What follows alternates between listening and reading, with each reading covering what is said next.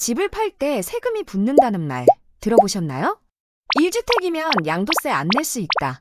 또는 지택수 포함 안 되나? 오늘 영상은 주택수가 뭔지 누구나 쉽게 이해할 수 있게 설명하려고 만들었습니다. 먼저 딱 3가지 정리할게요. 양도소득세가 뭔지, 1주택 특례가 뭔지, 그리고 지택수 배제가 뭔지. 먼저 양도소득세는 집을 팔아 생긴 이익에 대해 내는 세금이에요. 예를 들어 5억에 산 집을 7억에 팔았다면 2억의 이익이 생긴 겁니다. 물론 실제로는 취득세, 중개수수료, 수리비 같은 비용을 빼고 계산하지만 여기서는 단순하게 말해서 팔아서 이익이 나면 세금이 붙는다. 이게 양도소득세입니다.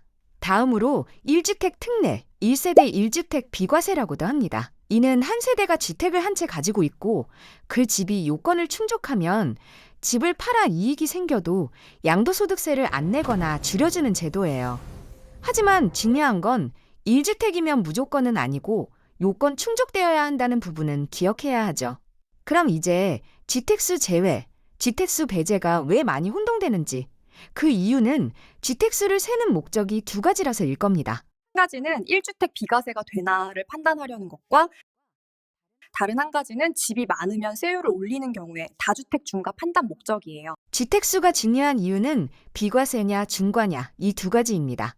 그리고 지택수 배제는 집은 집이 있어도 어떤 경우 지택의 수에 포함하지 않고 1주택이 되거나 주택이 많아도 모두 포함하지 않는 방법이 있다는 뜻이에요.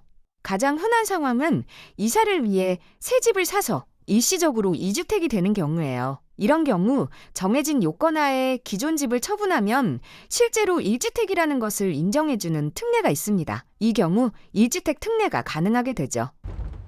다음은 상속된 집입니다. 주택을 상속받았는데 이미 집이 있었던 거죠.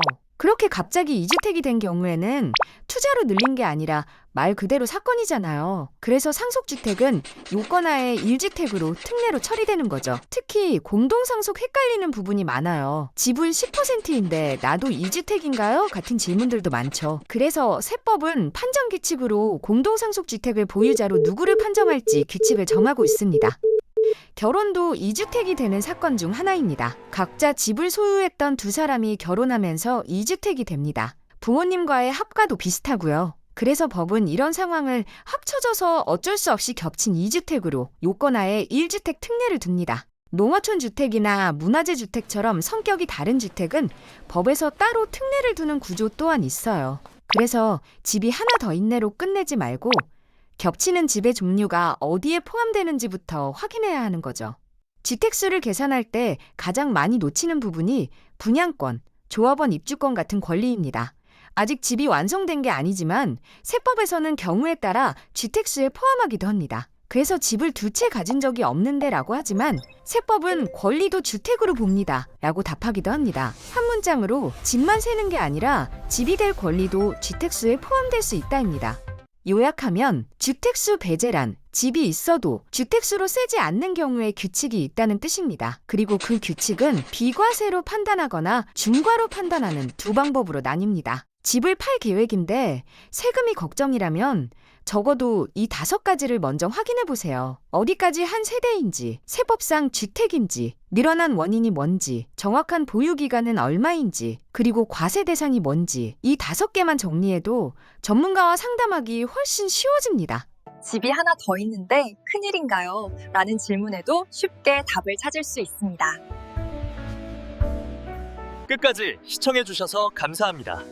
공실구조대는 더 좋은 콘텐츠로 만나겠습니다.